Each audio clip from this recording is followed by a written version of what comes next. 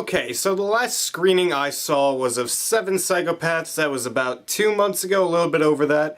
So it's good to finally see a screening again. However, is this movie of the same quality as Seven Psychopaths? Let me give you a hint. No.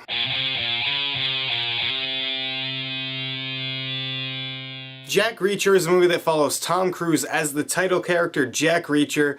He is a former military police officer, and he eventually got out and he disappeared a few years ago, and he doesn't like to be found by people. He's a drifter basically, and eventually one day some murders happen in Pittsburgh, I believe, and he comes in, he uses his skills to try and solve the case because he thinks something happened and he wants to do X, Y, and Z because of this. I can't spoil that, but he has a basic reasoning for wanting to do this. And he eventually uncovers a bigger scheme, and you know, that leads to some great action. Now, going into Jack Reacher, I was really excited because the trailer gave me a really nice old school vibe, I would say. I don't know, I'm always willing to give shots to movies where the title character is kind of mysterious and he's pretty badass and he can actually hold his own. I like characters like that, so I was willing to give this movie a shot. The action looked great in the trailer. I loved the tone it had. It had some nice jokes in there. It didn't seem like it would take itself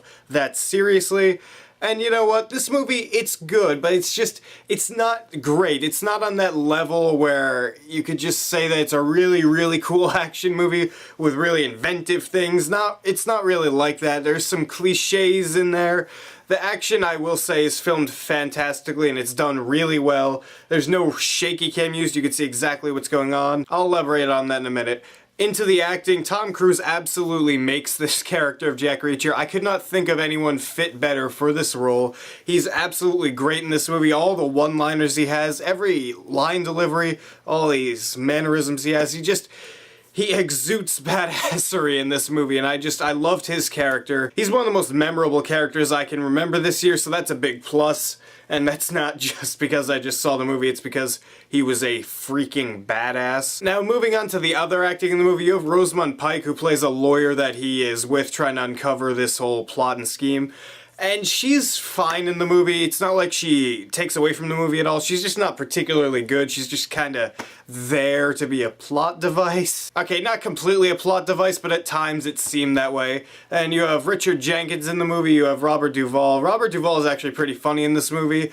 However, Richard Jenkins doesn't do anything. I mean, he's fine as well, like Rosamund Pike, but he's there and he does nothing. And, like, the main big bad guy is Werner Herzog. I don't think I pronounced that right, but he made the Grizzly Man documentary, which I thought was hilarious. I'm sorry, I have a sick sense of humor, but I just thought that was notable, and he's not that great of an actor either. So, the acting in this movie, aside from Tom Cruise, is just, it's blah. Moving on, the direction in this movie I thought was really well done. It knows exactly what it is and it plays off that. Like, there's this one action scene where Tom Cruise is investigating this house and some henchmen come in and try and take him down. It creates for such a comedic action scene, yet the action is still going on and it's filmed really well.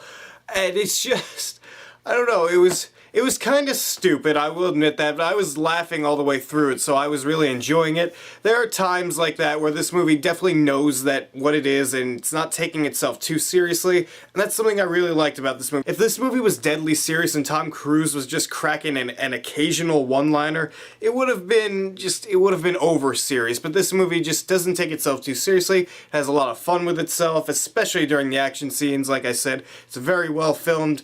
And especially at the end of the movie, there's a great final sequence, especially for this hand-to-hand combat fight. That's just my favorite type of action. You can have CGI explosion battles, you can have gun battles, you can have sword battles, whatever you want. I love hand-to-hand combat. It's my favorite type of action, and there's a really nice one at the end of this movie, even though it's kind of short. I still really enjoyed it. And like I said before, this movie does have some cliches here and there of general action movies and murder mysteries. There were certain times where I absolutely predicted the plot points that were going to happen next, so that was kind of unfortunate that I was just, sitting there being a douchebag. However, the movie itself is still very enjoyable. It's just not great. The action in the movie is great itself, but as a whole, the movie is just good overall. Now, would I see a sequel to Jack Reacher? Oh yes, I would love to see more of Tom Cruise in this role, and seeing him do different things in different cases and see how he operates just as a loner. I'd love to see things like that in a sequel if they have it. I'm gonna give this movie, Jack Reacher, a medium-large popcorn. It's still worth your time. If you think it looks good, definitely go see it. If you're skeptical, there's gonna be a lot of movies out by the time this is out, so you could skip it and just wait for DVD. So what are your guys' thoughts going into Jack Reacher, or if you're watching this review afterwards, what did you think of it? What's your favorite Tom Cruise role? Write your comments down there and tell me what you think. Hey, if you like this video, hit that subscribe button up there, because if you don't, bah!